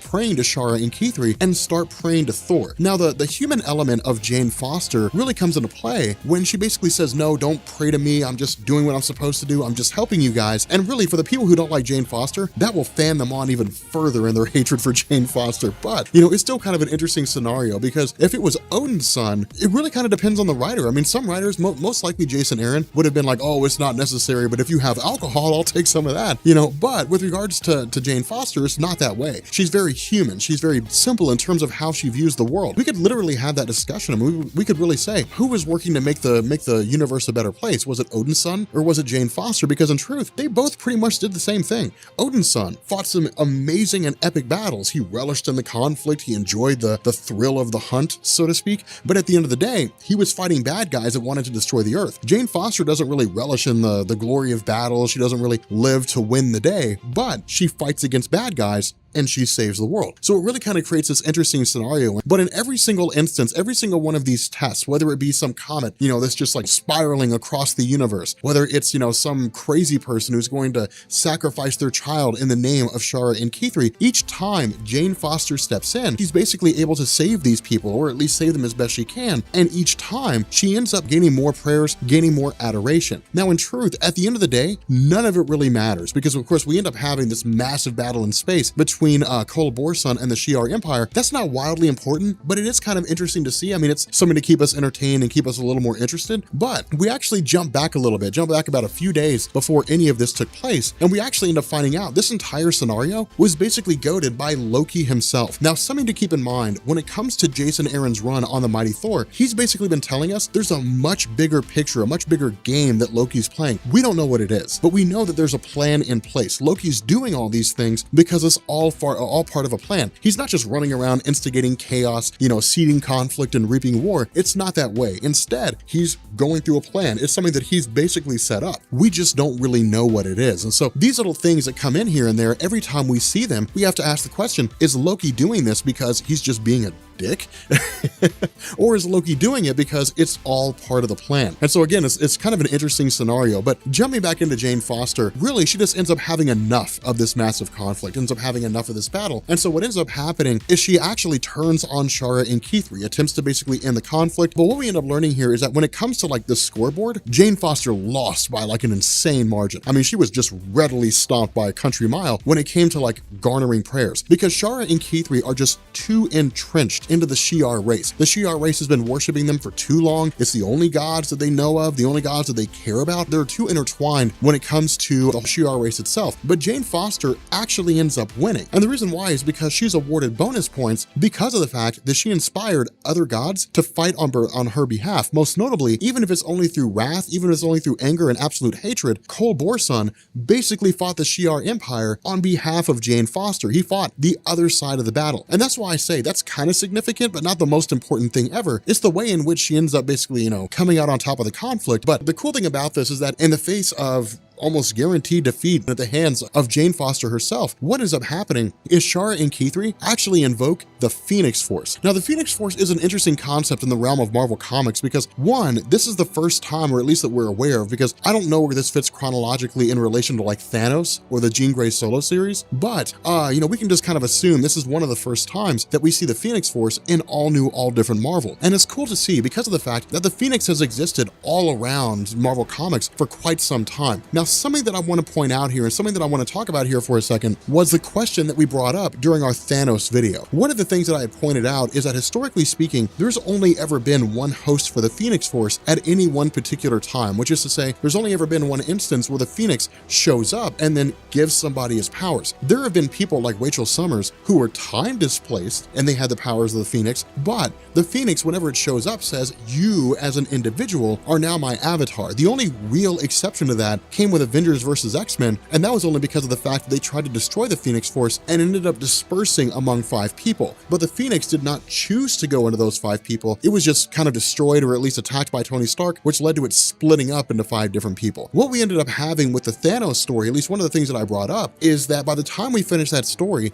the all-new younger version of Jean Grey, Thane himself, and then of course Quentin Quire, as we'll see in the story, all become hosts for the Phoenix. And it doesn't usually work that way. The Phoenix Force is a multiversal entity, or kind of like an omniversal entity. And what that means is that much like, the One Above All or the Living Tribunal, there's only one Phoenix Force throughout the multiverse. The difference is that the Phoenix Force will manifest itself in different universes. Sometimes all the universes at the same time, other times only one universe at a time. But the Phoenix will only ever usually choose one host for itself in any one particular universe. What we're seeing here with regards to the younger version of Jean Grey, with Thane, the son of Thanos, with Quentin Quire here, this is new. This is something that we haven't really seen before, or if we have, I've never seen it before. Having multiple hosts for the Phoenix Force who've all gained the power of the Phoenix around the same time in a single continuity of a story. Now again, we don't really know where like Thanos resides. We don't really know the end result of this Jean Grey story, and we don't really know where like this resides in continuity. They could just happen one after the other. It could simply just be that within the realm of all new, all different Marvel's continuity, Quentin Quire becomes the host for the Phoenix, then it leaves him, and then it goes to Thane, then it leaves Thane, and then it appears to Jean Grey. That's entirely possible. We simply just don't know yet. At this point, we're waiting for the stories to flesh out. We're waiting to see where they end up, and then we'll be able to kind of bring them together. And once we see like middle roads, like for example, if we have a big crossover event, if it's like the Omega issue of Secret Empire, the 11th issue, because it's 11 issues now, if it's like the 11th issue of Secret Empire, and like Quentin Quire and Thane and Jean Grey are all there, and they all have the power of the Phoenix Force, then that would give us an answer to the question that we're looking for. But for right now, we don't really have a definitive answer. But essentially, because of the fact that Shi'ar and Kithri are facing almost imminent destruction, they basically bring the Phoenix Force back out. They effectively resurrect it. Now, this is kind of a cool scenario because for those individuals who love Odinson and those individuals who are not really partial to Jane Foster, this is interesting because Jane Foster's never fought the Phoenix Force before. And the Phoenix is not an entity that you can fight through physical contact. It doesn't work that way. It's non-corporeal. For all the good it'll do to hit the Phoenix Force with a hammer, she might as well be swinging its smoke. And so it's really kind of a cool scenario because we're talking about a level of power that's so extreme, even if Jane Foster was able to hit it with the hammer, it wouldn't do any good. And so what ends up happening is we end up having Jane Foster Thor actually travel back to Earth and grab Quentin Quire and bring him with her to the battlefield, ultimately to deal with the Phoenix Force proper. Now, the reason why this matters is for a couple things. The first is that it's well known that writer Jason Aaron loves Quentin Quire, and I'm really excited to see what his solo series is about. But two, it's not the first time that Quentin Quire and the Phoenix Force have gone hand in hand. And the story that we did from New X-Men, which was called Here Comes Tomorrow, I think it was, it dealt with the idea of like Jean Grey, the full encompassing power of what she does as the Phoenix, but we saw all these different alternate reality hosts of the Phoenix Force, which is why I say the Phoenix manifests in a multitude of different realities. But we saw all these different alternate reality hosts of the Phoenix Force, one of whom was Quentin Quire. And so the idea is that Quentin, whether it's in an alternate universe or whether it's in the main Marvel universe, will at some point become a host for the Phoenix Force, just because of the fact that Quentin Quire is an Omega level telepath. The term Omega level when it comes to mutants is just kind of like this general phrase, this somewhat vague, a little enigmatic phrase, but it basically means that that's the highest level of power that any one particular mutant can have. It's really kind of a cool scenario because Jane Foster is actually yanked into the white hot room of the Phoenix by the Phoenix entity itself. itself. Now again, the White Hot Room is kind of like this way station. It's kind of this place that's basically the core center of the multiverse, is the best way that I can describe it. This is one of the weird things about Marvel Comics. Different locations are depicted different ways. Some people say the White Hot Room is the way station you travel to before you go to the afterlife. Some people say the White Hot Room is basically where the current host of the Phoenix Force resides while it's doing whatever the Phoenix Force, is doing. Different people, different writers depict it different ways. But on the whole, the White Hot Room is usually where a person's conscious mind goes when the Phoenix wants to talk to it, just because of the fact that the Phoenix cannot commune with a person through traditional means, meaning the Phoenix can't talk like a normal human being. It has to take a host in order to be able to pull that off. And so the idea is that it basically talks to Jane Foster and it actually makes fun of her a little bit. It says, look, you fancy yourself a god with your little hammer and you're riding around with your little armor. You know nothing of the term. You know nothing of the phrase God. I am the very manifestation of all life that will ever exist and that has ever existed. I serve the singular purpose of destroying all things. If I wanted to, I could snuff you out of existence right now. And that's 100% true. If the Phoenix Force wanted to get rid of Jane Foster Thor, she would be gone. And that's all there is to it. And so ultimately, what she ends up realizing, and it's kind of a caveat that Jason Aaron uses here, but what Jane Foster does is actually manifest her hammer inside the White Hot Room. Now, in truth, I don't really know how it is this happens. The hammer is a physical object. Right now, they're inside the mind of, or really inside the Phoenix Force itself, really kind of inside the Phoenix Force's own mind, so to speak. There's no real definitive answer given here. It's kind of cloak and dagger. Maybe it's one of those things that'll be explained later on, or maybe it'll be, left ambiguous forever. But attacking the Phoenix Force from the inside is tantamount to the scene from Old Man Logan when Old Man Hulk swallowed Wolverine and Wolverine killed him from the inside out. That's basically what it was that happened here. In addition to this, when Quentin Quire finally absorbs the Phoenix entity unto itself and becomes its new host, Odinson arrives just in time to miss the battle. Just in time to catch the tail end of it all. So again, it's kind of an interesting situation just because of the fact that Jane Foster has more or less proved that she is a legitimate god among all the other gods that exist out there, or really the concept of Thor is a legitimate god when it stands the test of time of what it is that they're capable of. What we also end up having is, of course, this revelation that this is the reason why it is Odinson and Jane Foster both end up traveling back to Earth, which leads them into the Secret Empire conflict. And so what seems to be taking place here is that Jason Aaron is basically moving away from the direction of focusing on Jane Foster Thor and Odinson in his Thor run and focusing on whoever it is the all-new Ultimate Thor is. And so again, it's kind of a cool scenario. I'm not going to swear to that, but that seems to be what it is that's happening with regards to the Thor stories.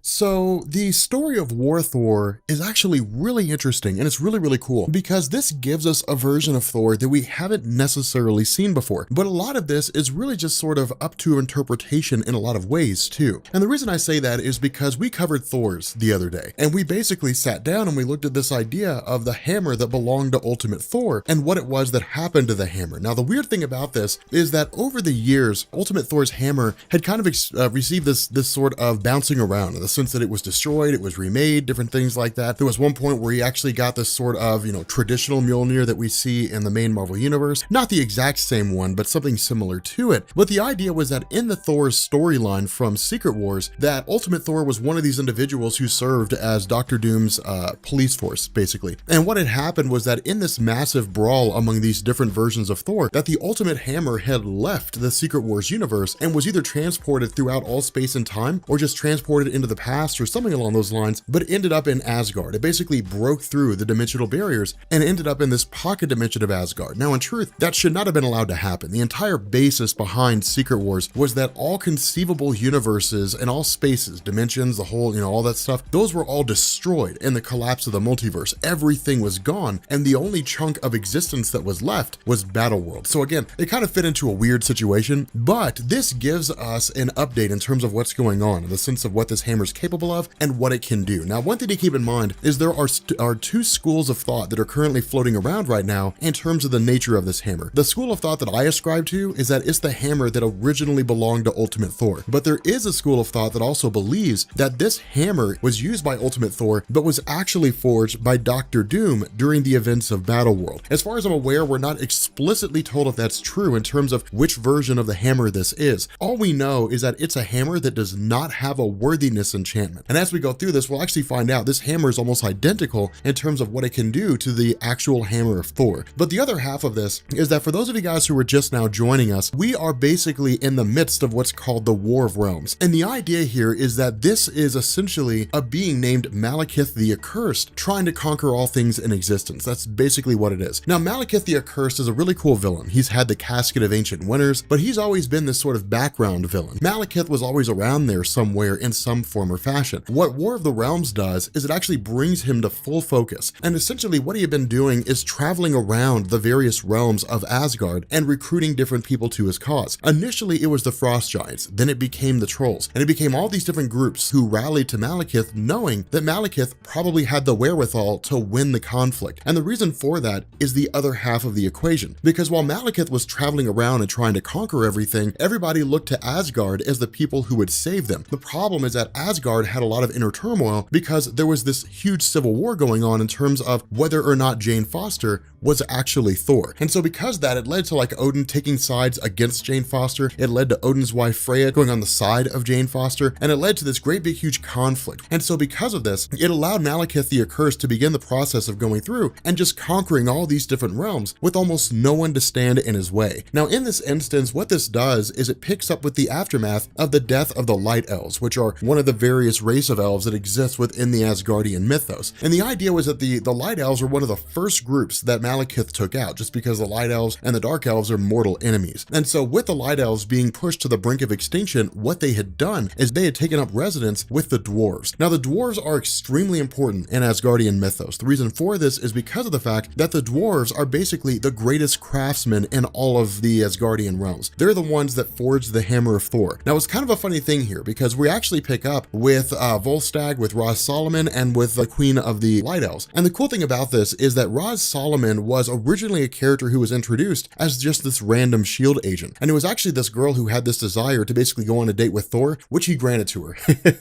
Odin's son went on a date with Raz Solomon. But ever since then, she's always been kind of this recurring supporting character, but she is quite versed in the Asgardian mythos just because of the fact that she's traveled around and seen a lot of these different things. But Volstagg himself is also a really kindly guy who's also like a force to be reckoned with, because in truth, he's one of the Warriors 3 that exist inside of the main Marvel universe. And he's one of the most capable warriors that exist out there, one of the bravest men around. The problem with the War of Realms is that it takes its toll in every conceivable way, physically because of the loss of life, because people who have to fight over and over and over again simply to just survive. But it also takes a psychological toll. And the reason for this is because Volstagg, of course, spending time with these Light Elf children, is basically met with the arrival of the forces of Surtur that immediately show up in the land of the dwarves and start tearing everything to pieces. The problem with this is that the parents of these Light Elves are all killed. The parents of these children are all totally destroyed. And it leaves Volstagg in a situation where he's just kind of required to take care of them as best he can and sort of go through there and call it a day. The issue is that as he makes his way through there, and as these forces of Surtur basically begin to emerge and continue wreaking all this havoc, they end up killing the kids. Now, this is when this psychological break happens in the mind of Volstagg.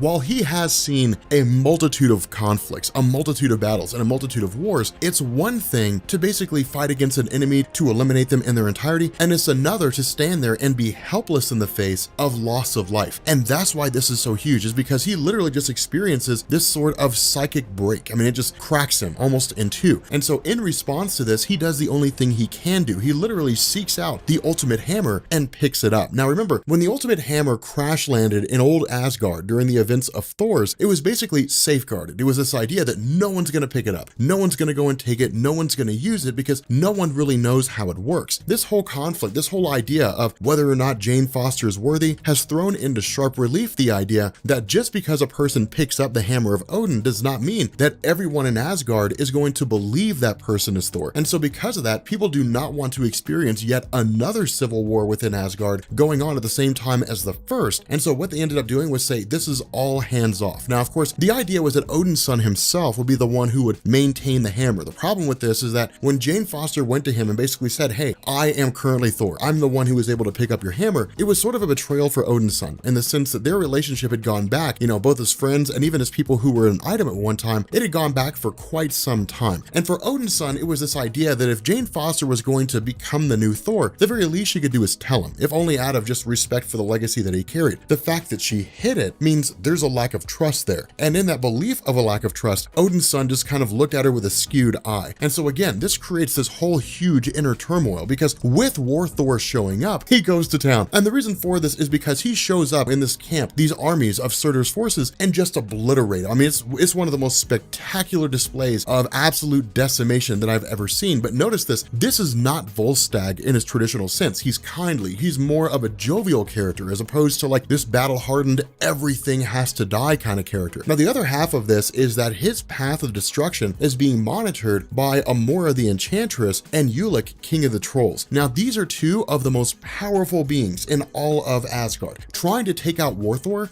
none of it works. Now, what this does is this hits home at the nature of the ultimate hammer of Thor. In the Ultimate Universe, the hammer was originally tech-based. Over the course of the years, it almost seemed as though the hammer was moving up to becoming almost equivalent to the hammer of Thor in the main Marvel Universe, but it was never on that level. It was basically a tech-based hammer. The issue with this is that this is why I say this seems to ascribe to the idea that the hammer as it exists now was forged by Dr. Doom during the events of Battleworld when the Thor core was being formed. Because we basically end up seeing a display of power that we've never seen before. The ability of the hammer to deflect blasts, to basically eliminate magics in a way that we hadn't seen before. And so again, that's why it looks as though it's a hammer forged by Dr. Doom, but we're not explicitly told that that's the case. But regardless of the circumstances, even with him having this hammer, whether he has it or not, Volstagg is still a match for almost anybody out there just because of how strong he is. He almost kills both Enchantress and Ulik. It's not until Enchantress uses her abilities and basically summons the Black Bifrost, which is to say their own teleportation system, and gets them out of there, that she manages to survive the experience. But within Volstagg himself, there's a sort of inner turmoil. This idea that he realizes something's off. Now, what this all seems to do is hit at home to the very nature of the hammers themselves. Because remember, for years and years and years and years, it was this idea that Thor's hammer was just a hammer. Something he picked up, it had a worthiness enchantment, magic was somehow involved, and then he was able to do all kinds of stuff with it. He could teleport, he could fly, you could do all manner of things. It wasn't until recent years when Jason Aaron came back and gave us the untold origin of Thor's hammer, when he basically established that the hammer of Thor is basically possessed by this sort of cosmic storm that was equal in power to Odin himself. Odin was able to basically channel the storm into a chunk of Uru, send it over to the dwarves, have them craft it into a hammer, and then his son was eventually able to pick it up. In this particular story, what seems to be going on, or at least what Jason Aaron is hitting at, is that much like the hammer of Thor being sentient, this ultimate hammer is sentient as well, but it's basically sentient with the wrath of a universe that's long since been destroyed. All that energy and all that power is channeled directly into the hammer itself. And so what it means is that it's quite literally dominating Volstagg. And that's why it's such a huge deal, is because in the midst of all this, one thing to keep in mind is that it also reminds us that Jane Foster is still dying.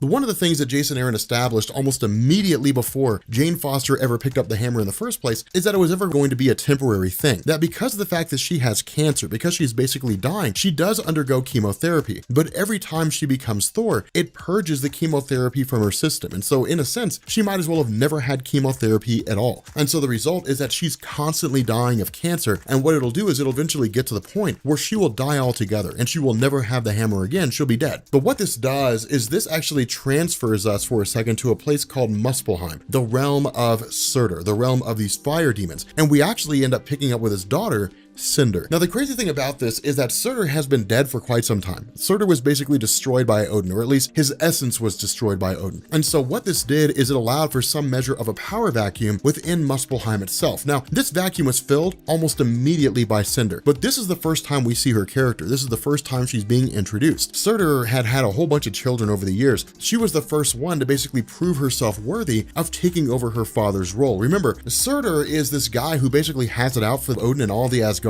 And a lot of that's because of the fact that Odin and his brothers had faced off against Surtur. Odin was responsible for imprisoning Surtur in Earth. And so it's really one of those things where it's more like a blood vendetta as opposed to, you know, some eternal battle that was always destined to happen or something along those lines. But the idea is that with Malekith showing up alongside Loki, keep in mind, originally Loki was sent to Malekith by Freya to be a spy for the Asgardians. Somewhere along the line, he seems to have turncoated and abandoned his mother's cause, taking up his cause with Malekith. But we don't don't know that for certain. Loki's very much a wild card in this story. He seems to be an ally, but we don't know for sure. But regardless of the reasoning behind it, Malekith running this sort of Council of Realms, the idea is to basically make sure that everybody has their own role to play and to make sure they're playing their roles effectively. The fire demons are some of the most formidable beings out there. When they show up and they start cleansing places, those places are gone. But for Malekith is also a very tenuous situation, because if they chose to turn on him, then not only would he be facing the Asgardians, he would be facing the fire demons. And so again, the goal is to very much make sure that they're playing their role. But what he also does is essentially show up and say, you have a new Thor on the scene, and this new Thor needs to be taken care of as quickly as possible, because this new Thor was able to single-handedly take down your entire army. Now what this does is it leads to a battle between War Thor and Cinder. And this is something that I want to talk about for a second, because this is interesting to me. If this were Surtur, this battle would be over before it even started. When it comes to someone like Surtur, you're talking about a guy who went toe-to-toe with Odin, killed Odin prior to the events of Ragnarok. We're talking about a very capable being that's out there. Surtur being out of the picture, his daughter Cinder taking the place, she's not on that same level of power. She's capable, but she's not on that level. And so what this does is it gives us a battle between the two, but I don't want you to see this as something, with regards to War Thor being a lot more powerful than he is. Not at all. This is not like War Thor fighting Surtur. The other half of this is that the death of all these kids keep playing over constantly in the mind of Volstagg, and that's what drives him. While the hammer does kind of seize control of him, the idea of feeding these images into his mind time and time again of these kids dying continues to push him to the point where all he wants to do is destroy. All he wants to do is see the death of all things. Now, because of the fact that War Thor cares nothing about everything that exists in Muspelheim, what it does is it brings him and it brings Jane Foster Thor directly into conflict with one another. Now, the reason why this happens is because of the fact that in the mind of Jane Foster, while Cinder is a terrible ruler, while Cinder is a terrible being, while all she wants to do is just sort of see the destruction of the Asgardians, Cinder herself is not a reflection of the beings within Muspelheim. There are innocents there. There are young children who are fire demon children, but they are young children nonetheless. They have not had the chance to actually grow and adopt their own mindset. Jane Foster sees these kids as basically innocents, the ability to move on and to have their own lives. If, Muspelheim is going to be freed of the control of Cinder and the entire legacy of Surtur, then it starts with the defeat of Cinder herself and then giving the survivors the opportunity to forge their own path. But in the eyes of Jane Foster, it is not acceptable to kill kids. And so what this does is it basically brings Jane Foster and War Thor to this place, this sort of in-between area called the Yawning Void. Now, what this does is it basically seems to indicate this empty space in between dimensions, or maybe where all life seemed to hail from, or something along those lines. The Asgardian depiction of the origin of all things is a little bit different from what we're normally used to in the main Marvel universe. In the beginning, there was only just darkness, that was it. And then darkness somehow gave form to life. Life gave form to more life, gave form to planets, gave form to,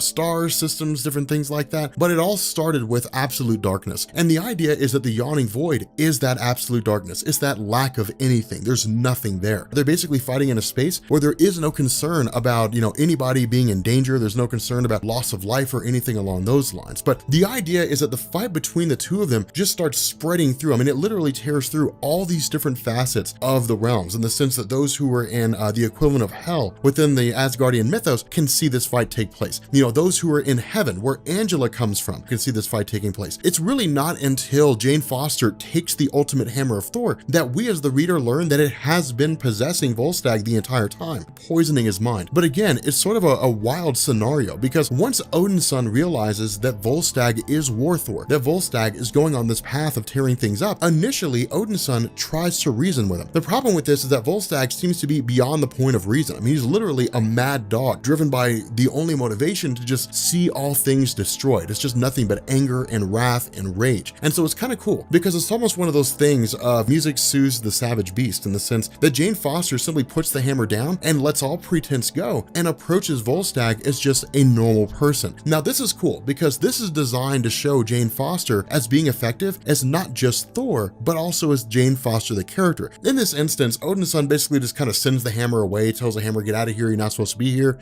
sends it back to Asgard, and that's really about it. But it's this idea that Malekith continues his campaign of grabbing all these different armies from around the Asgardian realm and bringing them to his cause. His next stop is the realm of heaven. His next stop is to basically step in to the angels themselves themselves and say, become part of my council of realms. Help me basically conquer everything, and I will restore your rightful place among the Asgardian landscape. Okay, so we are getting into the death of the mighty Thor. And this is an amazing story. I mean, this is the end of Jane Foster, right? And like we've talked about this before, anybody who read Jason Aaron's Thor God of Thunder knew that Jane Foster was gonna go away. She was never gonna stay Thor permanently. We saw that at the end of the story. Like we saw that at the end of Thor God of Thunder that like Odin's son gets the hammer back eventually, and Jane Foster was only ever a temporary thing. Why people freaked out about her becoming Thor, I'm not really sure. I assume it's because they didn't read that story and so they didn't know, which is fine. But nonetheless, this basically deals with the return of a villain called Mangog. Now, I wanna talk about Mangog for a second, because this guy is a beast. He is an absolute hoss. But it's kind of funny, because he was initially designed to be a one-off in Marvel Comics. He originally appeared in Thor issues 154 through 157 by Stan Lee and Jack Kirby. And the whole idea of introducing Mangog was to basically say, like, over the course of Asgard's history, Odin had done some pretty seedy things. Now, for the most part, Odin had been depicted as a guy who had like a nefarious past. We didn't know a whole lot about it, but it was one of those guys where he just kind of did whatever he felt needed to be done. But in this three-part story, it was basically revealed to us that somewhere along the line, Odin had essentially like destroyed a race of beings, and that this race of beings had kind of poured their hatred and their animosity into a singular being, and that arose in the form of Mangog. Now, this was very, very like cloak and dagger. There wasn't a whole lot of explanation offered there. And so over the course of that story, by the time issue number 157 came around, what ended up happening is the beings that were destroyed by Odin had been returned to the physical form. And because of that, their animosity and hatred had no reason to exist. And so the result was that Mangog basically went away. Now, in Thor issue 195, I think. I want to say it was in 1972. It was written by Jerry Conway. And what Jerry Conway did was actually bring Mangog back. And that's one of the big issues, is because technically there was no reason for him to be alive. When it comes to the character of Mangog, usually this means that like everybody's gonna get wrecked. Now, the only real exception to this came in Walt Simonson's run of the Mighty Thor, I guess of Thor, when you ended up having Mangog, who was basically beaten by Thor. And technically, that shouldn't have really happened. Either it should have been a standstill or Mangog should have won. The problem with this is that Mangog's desire is to destroy Asgard. And so if he had won, then Asgard would have been obliterated. So it was one of those things where like Mangog kind of had to lose. But the whole Walt Simonson run of Thor was really designed for the purpose of like taking what Jack Kirby originally did in Tales of Asgard, rolling that into the main Thor stories, and then just kind of rebuilding the entirety of the Asgardian mythos, especially because of the fact that Thor had been struggling for a few years between the time that Jack Kirby and Stan Lee stopped writing him and the time that Walt Simonson picked it up. So the fact remains here, what this does is this initially picks up with Mangog facing off against War Thor. Now again, we did that whole story arc with War Thor. Basically, this is Volkstag wielding the hammer of Ultimate Thor. And really what happens here is like Mangog rolls right through him. Mangog just keeps coming and coming, one step after another. And no matter what War Thor does, he can't win. There's no conceivable way he can defeat this guy. And so what ends up happening is you end up having Mangog, who basically seizes the hammer of War Thor and then just crushes it with his bare hands. That's the power of Mangog, is it's just all this hatred and all this vitriol coalesced into a singular being given physical form. And so it's absolutely insane in terms of all the power that he possesses. Following this battle, we pick up with Jane Foster, who's just kind of arm wrestling Hercules, you know, and it's kind of funny because Hercules is like, hey, like, you know, whenever you're not fighting against villains or something like that, like if you want to get together, you know, and like knock some boots, you know, I'm down. Which is amazing. But it's basically Odin's son showing up to Jane Foster and saying, you need to come with me because War Thor has been absolutely wrecked and something's amiss here. Like there is a being out there who just totally decimated War Thor and we have to find out who this is. Now, of course, what ended up happening too is Volkstag himself had just kind of basically said like, Mangog is coming. And this is when like Odin's son basically reveals to Jane Foster like Mangog is on his way. And if Mangog is on his way, we're all basically doomed because it took everything I had to go toe to toe with him. And I don't know if you can handle this, which is true. Like no one knows if Jane Foster would be able to hold her own against someone like Mangog. But in this scenario, like he basically says, look, like you can do what you can, hold off as best you can. At the end of the day, this may be a battle that you will lose, that you will not survive. And so what ends up happening is she travels to Asgard to basically beseech Odin. Now remember, in terms of like the whole War of Realms, which is still going on, that's been the whole ongoing idea of like Jason Aaron's run on Thor. Everything else has been a secondary plot. For the most part, the 9 realms are in chaos. They're in turmoil. this whole war is going on, and like Odin is almost nowhere to be found. He's just sitting inside his throne room, standing next to Freya, and that's really about it. And so Jane Foster showing up, this is what's so cool. Jane Foster shows up as just herself, cancer-ridden Jane Foster, no more capable of defeating Odin than just any normal human being out there. But she basically shows up and says like, either you can sit in there and be a coward, or you can come out here and you can issue the order to recall all the Asgardians from across the 9 realms and tell them like they have to return here because we have to face Mangog. We have to face him together. And it's not really one of those things like, if we all hold hands, we'll win. It's one of those things like, if we're not all here, we're all going to die. The other thing here is that Borson, the brother of Thor, is basically like a steward, more or less, of the throne of Asgard, while Odin is kind of out there. And really, Borson is completely ill-equipped to be the one to run the show. He's not incompetent, right? Like, he's not a goof. The issue with this is that he doesn't really have the wisdom of Odin. So there are times when like he should stand down and he doesn't. In this instance, he should recall all the forces of Asgard, but he's not. He's kind of staying strong and saying, look, we'll do our own thing. You know, we've got this sorted out. Odin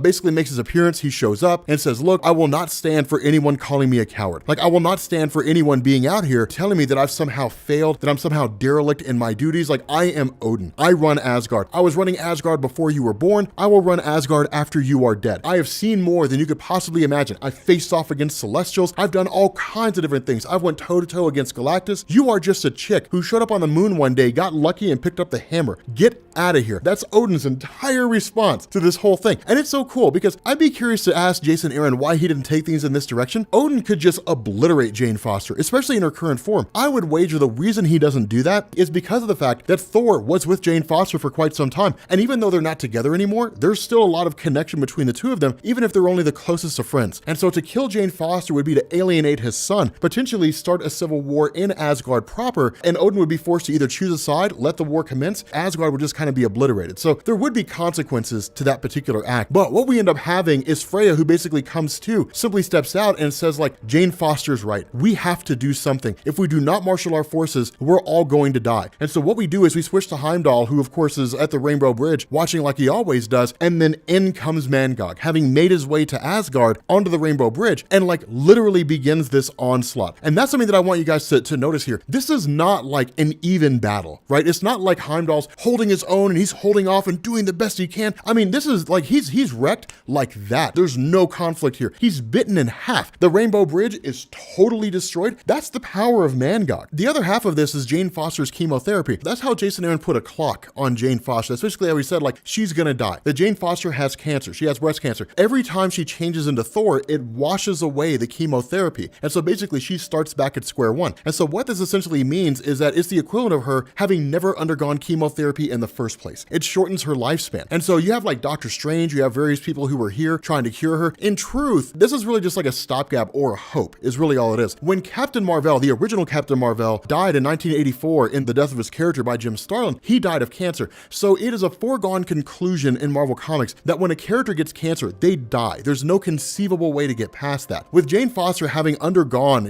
chemotherapy multiple times, what ends up happening here is that she's essentially told, if you turn into Thor again, you will die. Like, this is your last shot. Let the chemotherapy happen, let it run its course, because you're essentially, this whole scenario basically plays out like this is the first time you're basically undergoing chemotherapy. And so what ends up happening is a hammer basically appears, and it's just kind of like it speaks to her and says, look, like Mangog is there. You have to fight. You have to show up. And that's the indication. Now, the other half of this is we switch to Freya, who basically takes control of the Destroyer armor. Now, again, this is one of those huge moments. The Destroyer armor is kind of like this huge creation that was really performed by Odin. It was originally designed to stop the third host of the Celestials. I can never remember if it was the third or the fourth. But regardless of the circumstances, the Destroyer armor was created to combat the Celestials. But because of the fact that like Mangog showing up here and just taking the full brunt of the power of the Destroyer armor, there's nothing that can be done. It's one of these things where it's like Thor has to respawn. That's the power of Mjolnir, the power of the hammer. This is something that I also want you guys to notice. Odin is terrified, and we never see that, but it's always been that way. It's always been the idea that like the Mangog is the one thing that scares Odin more than anybody else, because one, it's like all his past sins come come to haunt him, and two, like, there's no real conceivable way, or at least there shouldn't be any conceivable way, to stop Mangog. And so Odin, being terrified for his life, Mangog taunting him the entire time, I've destroyed your destroyer armor, I've destroyed your rainbow bridge, I've destroyed everybody who's coming for me, I'm coming for you, Pops. Like, I'm coming for you, old man. And his curtains, the sun is setting on the Asgardian Empire. That's just the way it is. But the other thing to keep in mind here is, like, with Thor and Odin's son traveling back to Asgard, this is cool because it's him and his father facing off against, like, Mangog. But the reality of the situation is they don't really expect to win. Instead, this is kind of like the whole scenario with, like, Hyperion and Odin's son facing off against the Beyonders at the conclusion of Hickman's Avengers and New Avengers, right? Like, they knew they were going to lose. It was one of those things of, like, if we're going to go out, we're not going to go out sitting in chairs. We're not going to go out and just let Mangog destroy us. We're going to go out in a blaze of glory. Like, if our legends survive, then, like, people will speak of the day that Thor and Odin's son fought to their last breath against the Mangog and just, like, fought with honor and died at the bitter end. I mean, fought and died and like, fought at the bitter end. Like, that's going to be the whole story. Like, that's what they're shooting for. Because remember, Asgard itself is very much, like, rooted in the honor of combat. And so really, like, they don't expect to win. There's no real way for them to win here. And so what you end up having is Jane Foster seizing control of the hammer, turning back into Thor, and then racing off to Asgard. And this basically means, like, Jane Foster's going to die. And so what you end up having is her showing up and, like, holding her own as best she can and facing off against the Mangog. And she's able to do pretty well just because of the nature of the hammer, because the hammer is so powerful. But in reality, again, like, this guy is supposed to be unstoppable. And Jason Aaron stays true for the most part to the nature of Mangog. Despite all the power that Jane Foster has with this hammer, at the end of the day, it doesn't really matter because what she does is she basically, like, goes to hurl Mangog into the sun. Like, the whole idea is to just throw him into the sun, call it a day, let him just, like, burn alive, in this insane amount of heat. But Mangog manages to kind of ricochet his way around and then basically come back. And when he does, like, he just starts wrecking Jane Foster again. Like, he just starts tearing her apart alongside, like, Odin's son and alongside, like, Odin himself. It really does seem to be the end. And so what happens is Jane Foster basically wraps the Mangog in chains and then, like, throw the hammer into the sun with Mangog in tow. And so instead of him just kind of ricocheting around like he did before, he actually flies into the sun directly. But, like, everyone, like Odin and Odin's son and Freya, everyone's screaming at Jane Foster not to do this because if they do, it'll destroy the hammer. But at the end of the day, like, she doesn't care. The only thing that matters to Jane Foster is destroying Mangog, like preserving what's left of Asgard. And so where the hammer flies into the sun, Mangog flies into the sun, and both are seemingly destroyed. At this moment, at this point right now, there is no more Mjolnir. The hammer of Thor is gone. The Mangog's destroyed and everything, and Asgard is safe. But Jane Foster ultimately succumbs to her cancer. She essentially just dies. I mean, there's nothing left for her there. So with that being said, guys, if you are new here to Comics Explained, make sure you guys hit the sub button to become part of the Rob Corps. If you guys enjoyed this video, make sure you drop a like. And yeah, like, I'm really curious because the Aftermath issue comes out in about a month, or probably about 3 weeks now, maybe 2 weeks, because I think the story's about 2 weeks out.